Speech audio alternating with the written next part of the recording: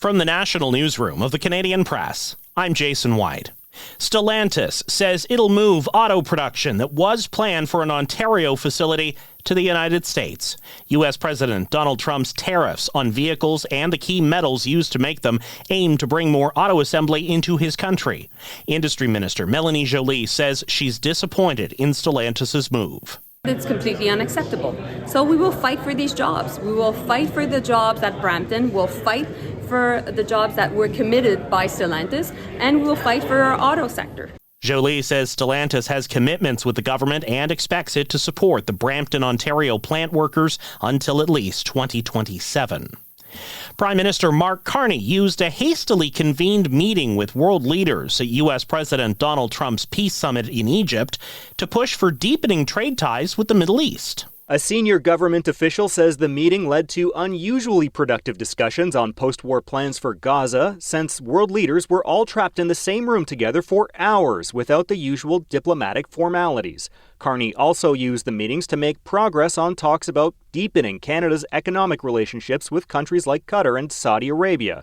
As Canada looks to diversify trade away from the U.S., Europe is Ottawa's #1 priority, but the Gulf region is emerging as a very close second. Kyle Duggan, The Canadian Press, Ottawa. Finance Minister François-Philippe Champagne says there are economic headwinds, but the global economy is more resilient than some expected in the face of U.S. tariffs.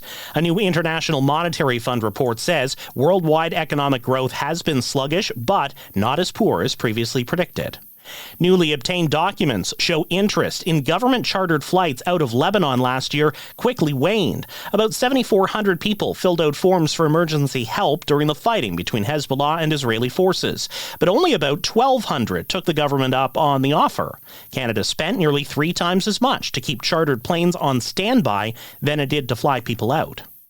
Kelowna's airport says it's removed hackers' messages that took over its terminal information screens and public address system. Social media posts show pro-Hamas messages on the displays. A group calling itself Cyber Islam claimed responsibility. This month marks the 30th anniversary of the 1995 referendum, when Quebec almost voted to separate from Canada. Then Prime Minister Jean Chrétien mostly stayed on the sidelines until the very end, when it seemed likely separatists would win. Then Deputy Prime Minister Sheila Copps says the provincial Liberals running the Federalist campaign didn't want Ottawa's help. He was told by the No campaign, "You're not wanted."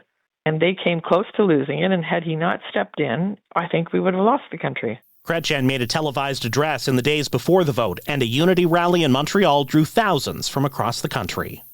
This is the Canadian Press.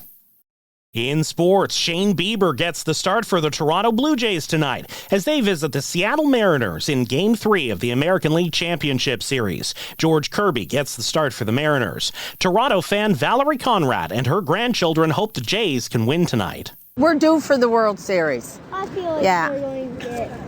They're going to get it? I feel like they're going to win. Toronto's down 2 games heading into T-Mobile Park. The Ottawa Senators head to the road to take on the Buffalo Sabres tonight in NHL action. The Senators are without captain Brady Tkachuk, who sustained an upper body injury Monday night against Nashville. Tkachuk is expected to be out for at least 4 weeks. And hockey players may have to compete on untested ice at next year's Milan Cortina Olympics. Construction delays mean there might not be a game held in the main arena until the women's tournament begins February 5th. From the Canadian Press, I'm Jason White. Thanks for listening. Don't forget to follow and subscribe. For more of today's top stories, visit thecanadianpressnews.ca.